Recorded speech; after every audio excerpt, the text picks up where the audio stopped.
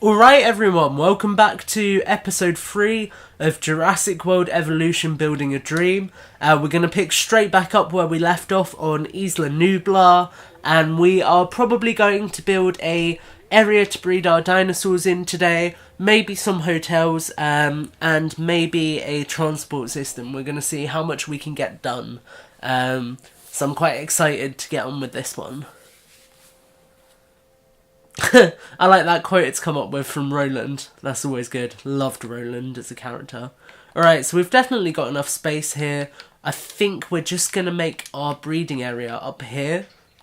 Make it like a nice little enclosure. It doesn't even really need to be this big. This is probably quite a poor use of space actually. But I'm going to make part of the intention that we can, if we want, just breed the Indominus in here. So this is going to be the little hatchery. We're going to put a Hammond Innovation Centre on one of the ends here. Oh wow, there's a new graphic for feeders. They're all grouped together. That's really cool. I'm just picking up on things I haven't noticed in a while, which is quite cool. So we're going to try and place this here. I have a feeling we're going to get terrain constraints for it, yeah, so we'll place it over here. And how much space do we have left over here? And we've still got plenty of space for a little herbivore area as well. So that's cool. So what we'll do, we'll put some concrete wall in. Really make it all feel like nice and walled off as much as we can. Bring it back down to here. So that's like our little breeding area that's all walled off there.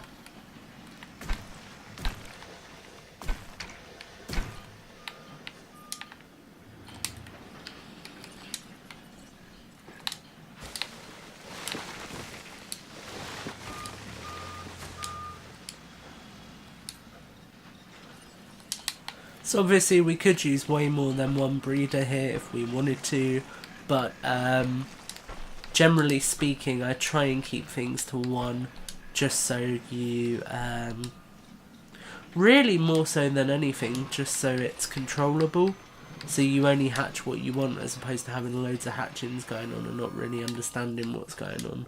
So we'll put a shelter in here just in case. And we'll also put a access hatch in. Again, more as a precaution than anything. So right, that's those set up.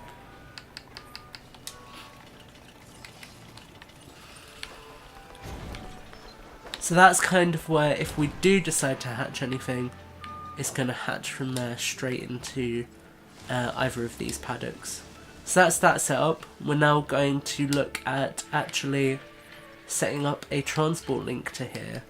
So what I'm thinking is we can put one in here, hopefully, maybe not. Yeah, do you know what, there works. Put that there, grab a hold of this, and we need to try and slowly like ease our way back over to here. Obviously we can build enclosures around the monorail, there's no real problem with doing that. So I'm not too concerned about having to like try and do that.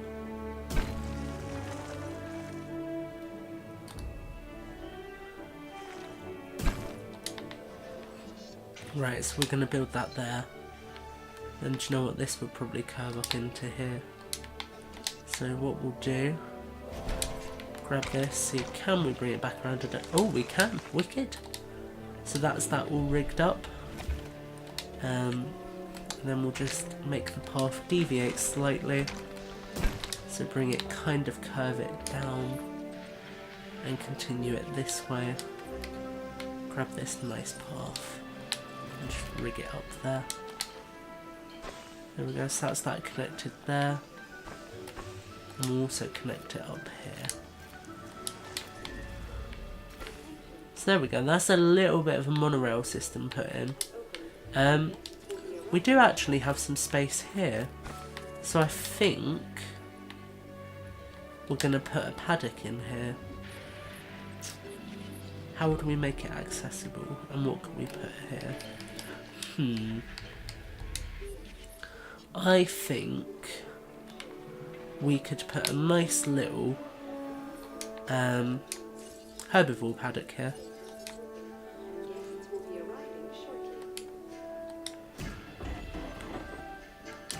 Put some Triceratops in, put some Montosaurus in. Just have some nice herbivores close to the access point of the park, so people aren't going to be overrun by them. Then over here we'll have all our carnivores, and we'll have more herbivores up here as well. Yeah, do you know what, that will work quite nicely. We'll bring this out, bring it out this way, bring it along underneath. Actually connecting it up with the one over here would be quite beneficial.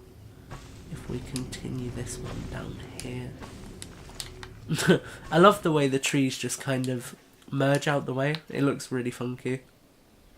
We'll go this way, bring it up to here, and then connect it up. So you can see there we've got a nice little fence around whatever this paddock's going to be. We can put some enclosure areas in, like so. Yeah, do you know what? This will just be a nice little tucked away enclosure. We'll put that in there. We'll put this there. And then we'll put some trees in around it as well, so it feels a little bit more natural. Just pop this in. Pop some water in. Just make that area there water. Yeah, that works. Yeah, do you know what? This will be a nice little paddock for like Triceratops and maybe Struthiomimus. I really like the new icons for these feeders. Guys at Frontier, you guys have done a really nice job with these. So we'll put some trees in, some shrubbery, some more trees like there. There we go, that looks like a nice little paddock. And actually we can probably put the similar style paddock here. Do you know what? This paddock here actually could potentially be a Brachiosaurus paddock. Yeah, do you know what? We'll make this a Brachiosaur paddock because there's plenty of room.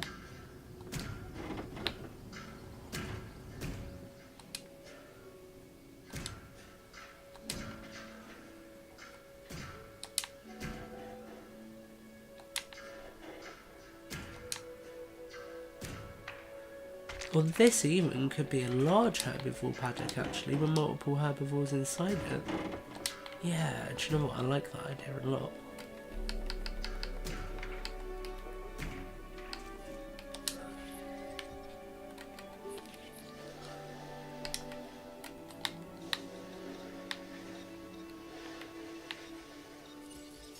I have to admit, it's interesting, because when I started off I didn't actually think that there was that much room on Nublar.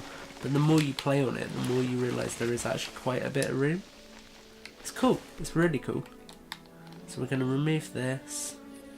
Remove this so we can put some people in here. Get rid of these.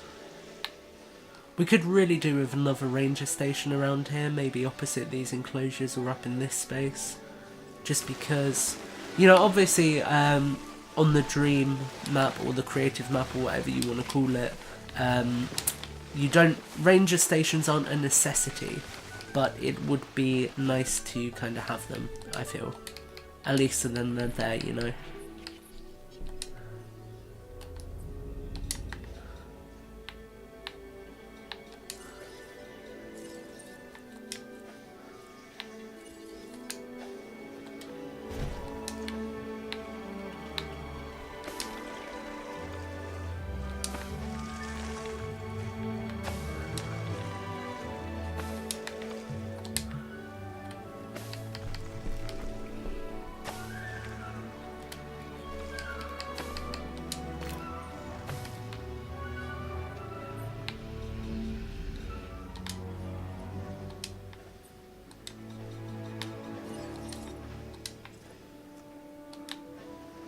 Oh, do you know what? We've even got space here for another little paddock. This is really good, actually. We can put a lot in here. This is quite exciting. I'm kind of... It's interesting because I'm looking at it and I'm kind of... Obviously in the campaign you want to make the best use out of your space, so you get quite conservative with how you set up your enclosures, and you kind of try and save on as much space as you can. Whereas here it's really, really cool because you actually can put in as much as you want within reason. It's really, really nice, actually.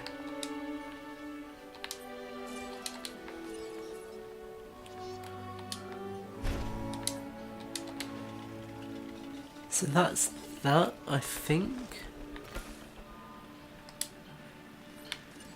And I actually think we're going to hatch some dinosaurs in a second. We'll end this episode by hatching some of our first ever dinosaurs. So we'll decorate that a little bit. We'll get rid of some of that, actually. Don't really need all of it. Add some shrubs here and there. We need some water somewhere. Maybe a little watering hole here, actually, would be quite nice.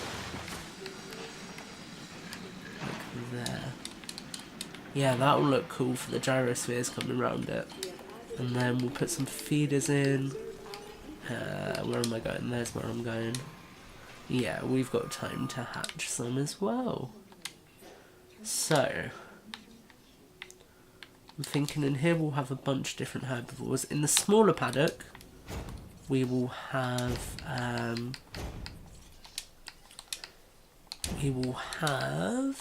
what do we want in the smaller paddock? We'll put some struffies in there to begin with. So we'll go Struthiomomus.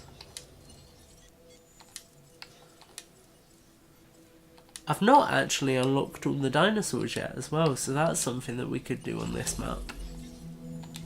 Maybe send out some excavation teams. That's not a bad idea, you know. Is this space here going to be big enough? Just because if we send out some expedition teams, then we're going to hopefully get all the dinosaurs by the end of this series, which would be really, really nice. So yeah, we'll position that there and we'll send out some expeditions.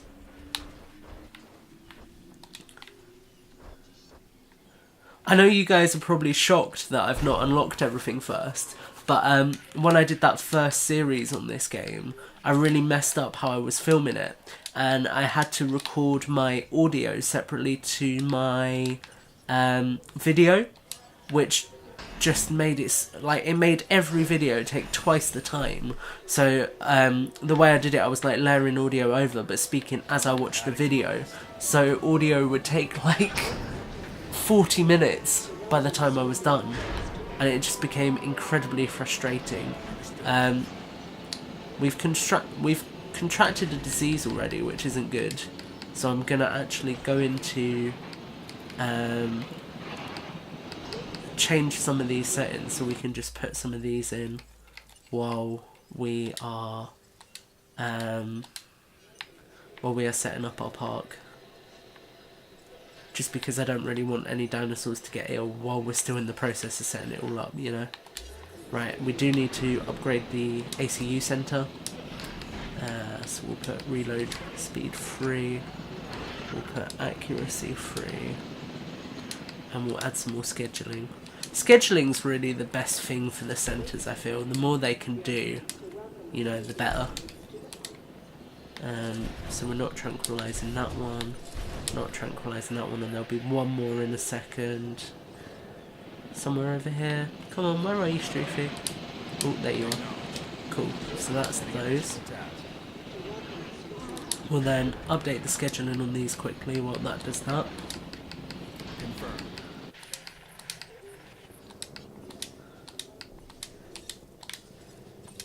Because I mean, these aren't going to be essential while we build the dream park, but if we want to have a bit of fun with it afterwards, then we're going to need to have some infrastructure in place.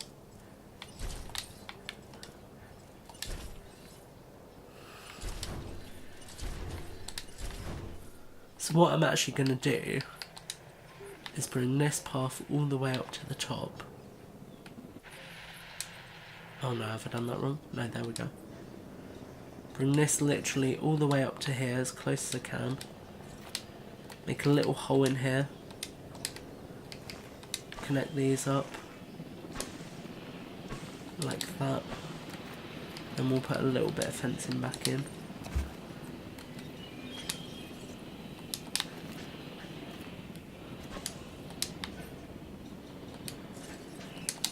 There we go. So it's looking quite cool. It's all looking rigged up very nicely. It would be good to have kind of a cut through. I don't know if there's enough space there maybe. But that's something we can play with. For now, we want to just get all of our Stroofies into their enclosure. Get this first enclosure set up. And then next episode we'll hatch some more herbivores. Try and set up the bigger enclosure. Just get some happy dinosaurs going. And then we'll go from there really. What are you guys thinking of the series so far? I know the first couple of episodes were mainly just setting up infrastructure on the island, but hopefully now we're starting to hatch some creatures, starting to put them in their paddocks and make sure we're happy with them. It's going to get a little bit more exciting, I hope. So yeah, we'll take these guys in, we'll sort out the dinosaur that's got the disease, and hopefully then that will stop any diseases in the future for now while we're still building. And I reckon next episode we'll look at making another paddock here and maybe hatching some more dinosaurs, just so we've got them in the park as well. So our Stroofies are on the way. I always love the way the Sky Crane helicopters work with the dinosaurs just dangling below there. Let's try and zoom in. Just look at Stroofy there. That's the thing as well actually. If you guys want to have a little bit of fun, interact with the series, help me name the dinosaurs in my park, because I don't usually name them. So if you guys have got ideas for a name, you want to come up with a name for the dinosaurs, then go ahead. I would absolutely love to hear your suggestions, and if I like them, I will actually put them in this park. So yeah, that is something that would be a lot of fun to do with you guys. So we'll finish off the Archaeonymphoma mystery. Oh, so we can't actually do that on Isla Nublar.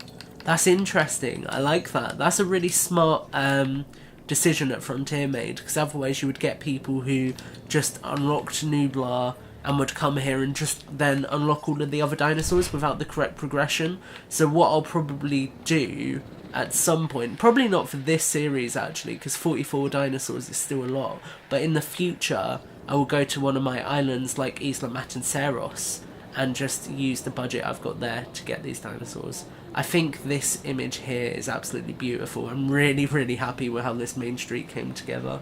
And I'm quite happy with the shape this park is taking so far, to be honest with you. I think it's looking quite cool.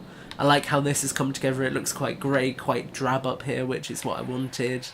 I'm really, really excited actually to hatch some dinosaurs and get some dinosaurs in the park. So we want to add some more ranger teams here. And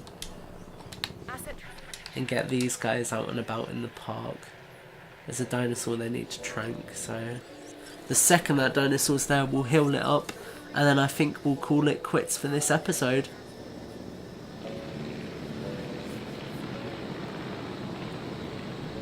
Delivery complete.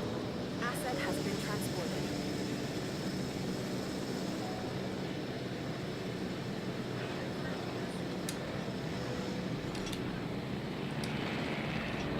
Right, so we've deployed a ranger team.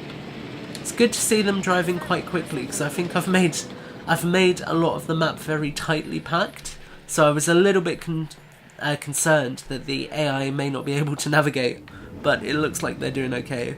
So while they go and do that, we're going to just slap something in this little space here. We've got maybe a gift shop, maybe something a little bit bigger like a restaurant.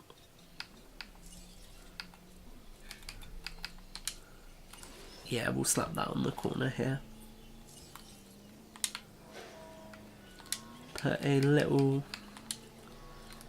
Oh man, can nearly fit in. Nearly, not quite. Fast food, are you going to fit in there? No. Where's our nearest bunker? Oh, it's quite far away. We'll put a little bunker here. Right, that's the disease outbreak dealt with. So we'll put the bunker in. No diseased dinosaurs detected. get these buildings built. I love the little animations of like the automatic crews going around the buildings. Obviously you can't see people, but I just think it's really cool the way it works. It looks really funky. And that's something I noticed right when we visited Frontier. It's always been in the game and it just looks really, really nice. So how much space do we actually have here as well? There's quite a bit here, so we can maybe put some hotels in here. And then have carnivals here. Although we're running... No, we're not... Nah. We'll have a play with it. We've got boundaries we can work with. So we'll see what happens. There's the restaurant looking all nice. Quite fancy. We're just going to get the emergency shelter built. And then we will be done for today. Oh wow, look at that view with Cybo in the background. How cool is that? I think we're going to try and get a nice thumbnail while we wait. There we go. Alright guys, so we're going to leave it here for today. Thank you for watching this episode as always. I really, really hope you've enjoyed it. And we'll see you next time on Jurassic World Evolution.